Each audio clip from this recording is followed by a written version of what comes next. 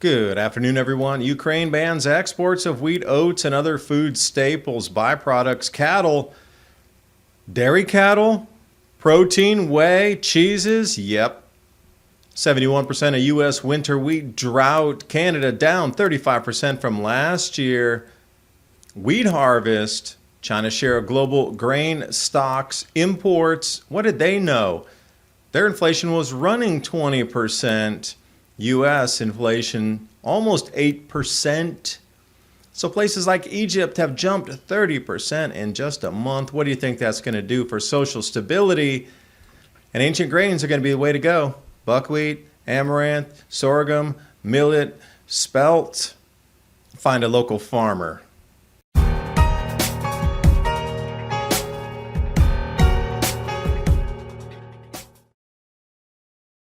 Check this out. Studies show our appearance directly affects our mental health. Many anti-aging supplements found on store shelves try to capitalize on that. Most of them fall short. This is because they fail at targeting the root of the problem. These products typically try to hide wrinkles, but it's only temporary. The alternative is a solution that goes underneath the surface of the skin to promote the skin's elasticity and overall appearance. It goes by the name of Health with Adapt 2030. This supercharged collagen intake is the secret behind why it works so well. It gets to the source of the problem that causes wrinkles. Collagen is the #1 protein in our skin and what's needed to promote elasticity and a youthful looking appearance. And if you've been looking for a way to look and feel your best, you'll love Health with Adapt2030.com. Take 51% off for the next 24 hours. Health with Adapt2030.com. Or click on the link in the description box below. And now on with the video. And word is across the globe, gold-backed currency inbound, China, Russia, India. Do you think America has enough gold to pay for food, or other countries have enough gold to pay for food? Ukraine banning the exports of wheat, oats, and other food staples. Russia's doing the same. The wheat and oats, used in so many products you'll find in a supermarket, but the export now of millet, buckwheat, ancient grains right there, sugar, live cattle, and meat, and here's the important thing, other byproducts from cattle.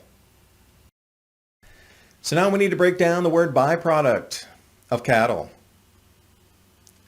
Dairy cattle. Whey protein, infant formula, obviously cheeses.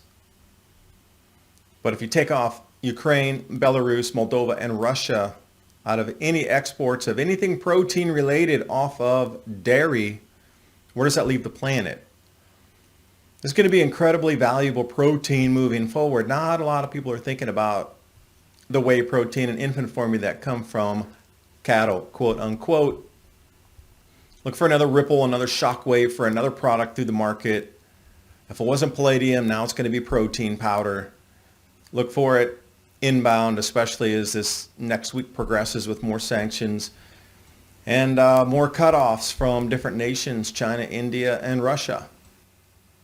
And the article also mentioned buckwheat and millet. These are two ancient grains you definitely want to research more into. Buckwheat's incredibly easy to grow, by the way. Throw them out in your backfield or somewhere that gets direct sunlight, well-drained soil, about 10x the amount that the input is for the buckwheat on the yield coming out of that. Always save some for planting if those seeds are still viable. But when you start to ferment them like this in the water, you lost your ability to do that, especially after several days. But the important thing about buckwheat is its special qualities. It has almost all the nutrients you need, as in superfood, from the iron to the protein. Because when you look at cattle proteins in terms of dairy, you're going to be getting a little thin across the planet here. Gretchka, different preparation method. I encourage you to take a look on how to prepare it. And buckwheat you can still get by the 50-pound bag in most co-ops, farm stores across different counties in the U.S. And most of that will still have the black husk or shell on it for planting. But still, buckwheat in comparison to wheat is going to be incredibly discounted. Now this image here, bare shelves, Moscowite Russians run by rice, pasta, and Coca-Cola. But it seems a little fanciful. You'd run out and buy Coca-Cola and you'd skip the food or go to the wine or the vodka or whatever. Those would be better panic buys than Coca-Cola, I think, unless you're addicted to high fructose corn syrup and sugars. I'd definitely be looking for the milled flour compared to a 2-liter bottle of Coke. That's just me, though. And staying on the export restrictions here, Russia proposes fertilizer export ban. That was 7 days ago. Now it's fully a ban. So the things that you're seeing coming into sort of the radar are happening within a week now. So to put it into perspective here, Russia produces more than 50 million tons. Now I have heard different numbers as high as 120 million tons of fertilizer, but the export basis versus production and internal usage, I think where those two numbers might vary there. So 13% of the global supply, and this suspension is going to be felt across South America because 20% of Brazil's fertilizer imports come from Russia. And then an onward knock-on effect, Brazil giving approximately 10% of global exported grains back to, well, the world market. Well, if you look at the last set of sentences that I pulled off a telegram here, Brazil and 5 other South American countries are lobbying to exclude Russian fertilizers from these sanctions. So the simplest way to explain it is Brazil and the other South American nations are saying, hey, we need the fertilizer to grow the food. So far, Belarus, Russia, and Ukraine have knocked about 35% off global grain exports. And Brazil is saying, if you don't let us get past the sanctions on the fertilizer, you're going to increase that another 10%, because if we don't get fertilizer in Brazil, we don't grow the food. And 10% of the exports globally come from Brazil. So you see we're getting in this downward spiral here. So if you're going to say 35, are we going to add another 10% off here, knock that if Brazil can't get the fertilizer? So how deep are the sanctions going to go? And see, now it's all commodities game. And when I say game, I really mean chessboard moves of the commodities across the planet. Who's going to win this one? And then we'll see Macaroni up in France saying that Europe's food supply will be deeply destabilized. Well, that means famine or extreme food pricing, non-availability, and government support. In addition, with Macaroni saying that several African countries will be affected by these famines within 12 to 18 months. I think that's a very generous and overblown timeline. You're going to have to shrink that to 3 to 6 months because the panic's going to set in and people are going to overbuy right away. No getting past that. So the inflation hotspots right here, surging food prices. Okay, this was done in July 29th of 2021 during the COVID era. And they're looking at these types of food price increases here, 5 to 30%, above 30%. So Iran getting hit with that bright orange. Few African nations there, central. Looks like Zambia as well, Southern Africa. But most of the world sits in that 5 to 30% range. U.S., of course, 2.5%. But I can't believe price increase less than 2%. They got China less than 2%.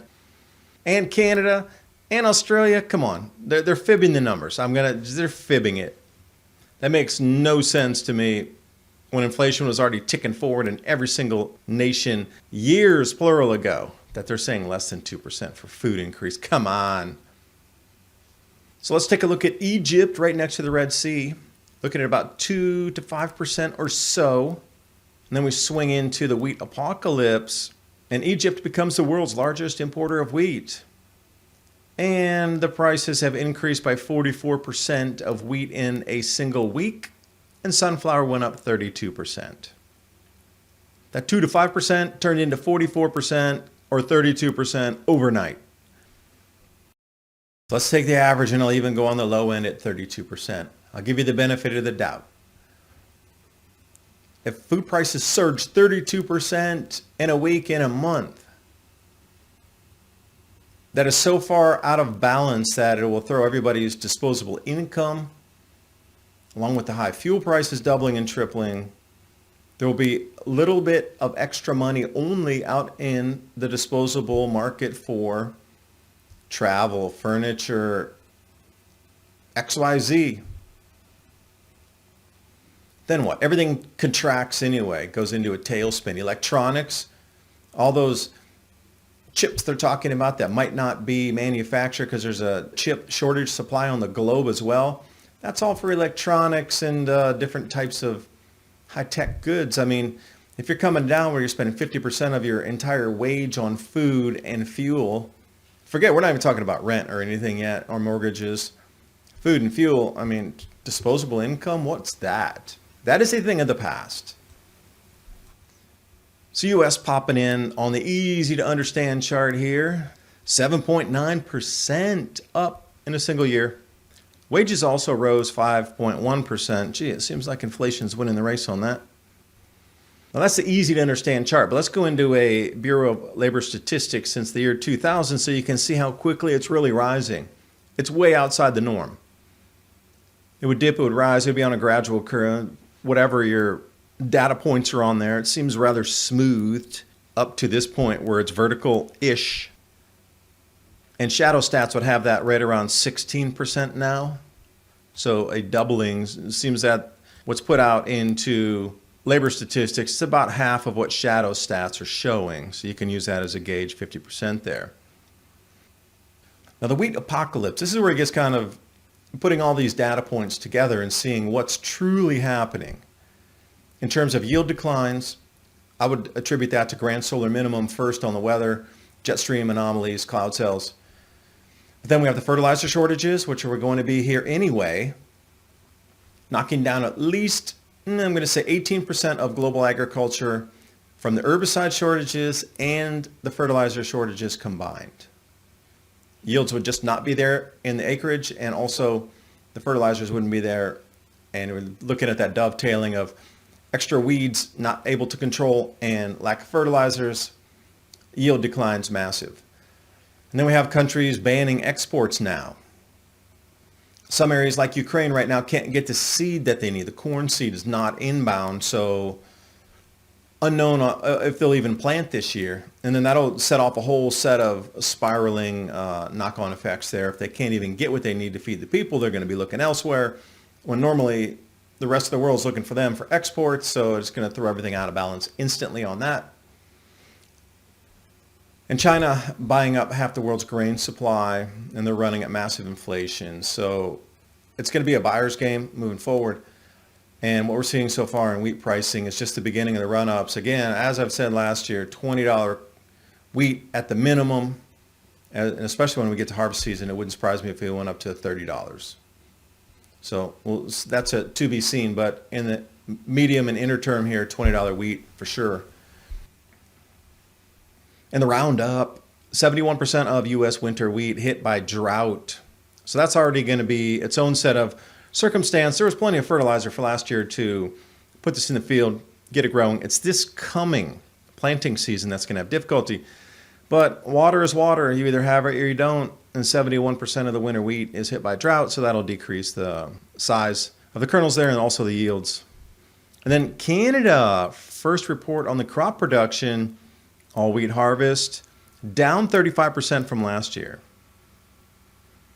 And if you read another sentence or two down into the same paragraph, it just doesn't add up, literally doesn't add up.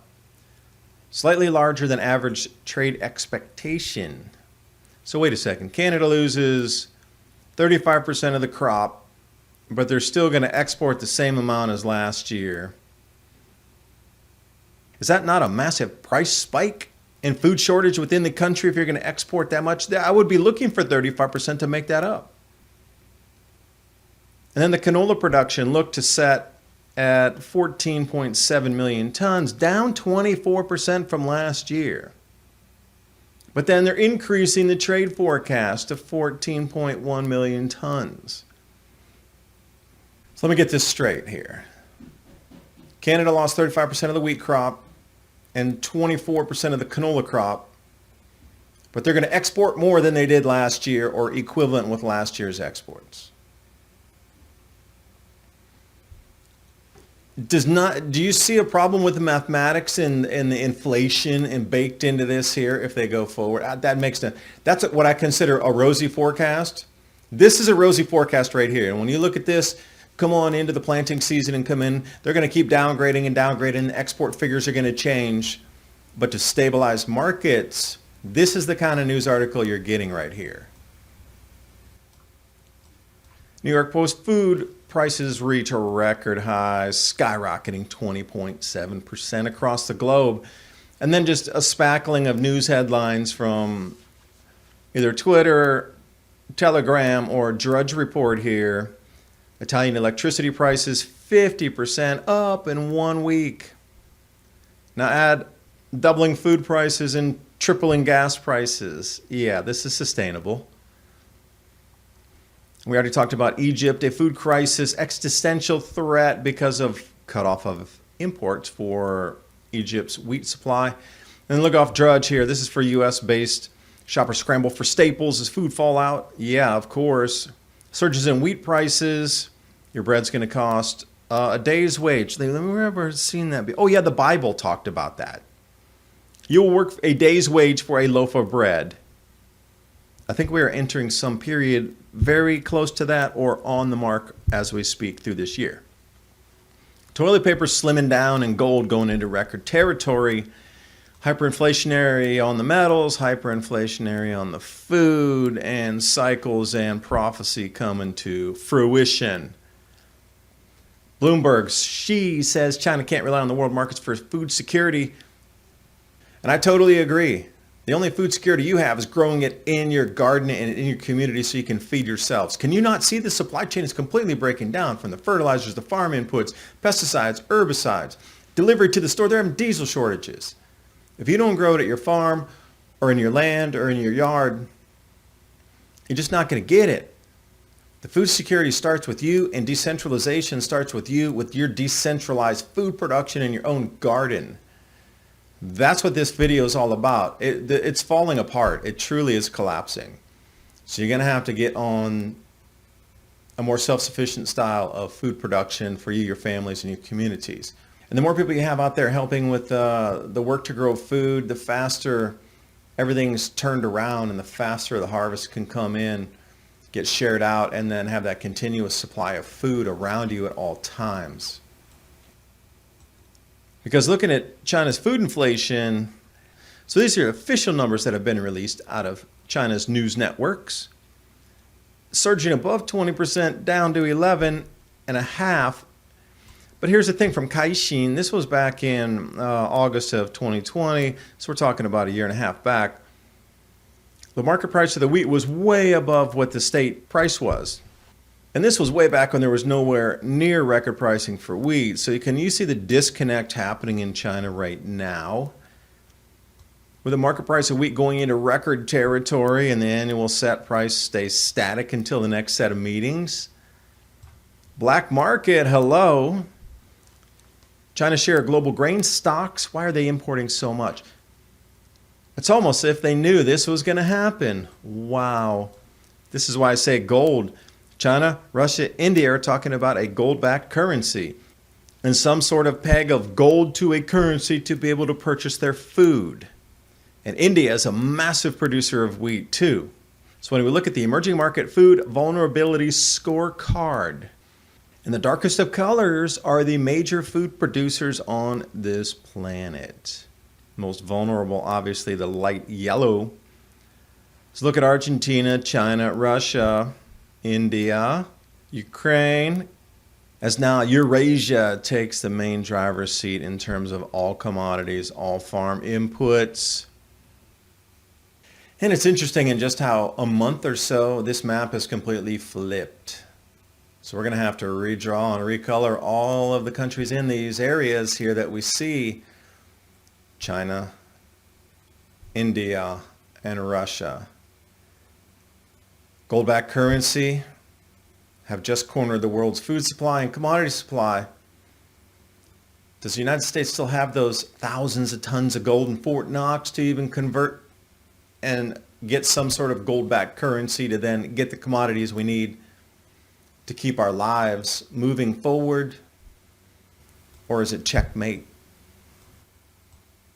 And I do thank you for watching. Hope you got something out of the video. I talked more about this 30 minutes ago. Mini Ice Age Conversation podcast. Anywhere podcasts are hosted across the net. And you're going to need seeds. Seeds, more seeds. True Leaf Market. I've bought from them for years. Trust the quality. I've done a lot of experimentation. You could follow my advice or not, but this is a great company to use. And then also Storable Foods, My Patriot Supply and Adapt 2030, 25-year shelf life storable foods. So when you have great harvests, you don't have to dig into that. You can keep it for a longer period of time. You just use it when it really gets lean. Please use this information to help you get more prepared, and I will see you next video.